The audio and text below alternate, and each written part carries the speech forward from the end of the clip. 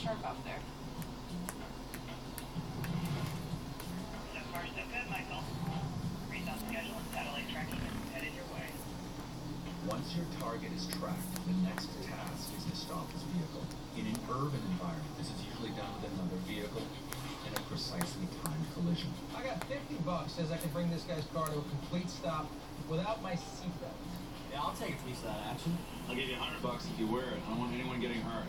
Copy that. Finally, you need a team in place to go in before the smoke clears and do the actual extraction. Do it right, and you're in and out before anyone has time to fire a shot.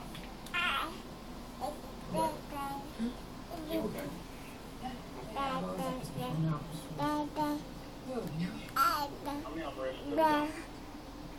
Checking my credentials, man. You one of those guys who doesn't like working with women in the field? If I couldn't work with women, I'd be dead right now.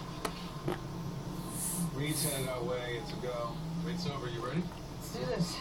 Ryan, he's all yours. I'm ready. With some planning, you can stop a large vehicle with a much smaller one. Go now, go now.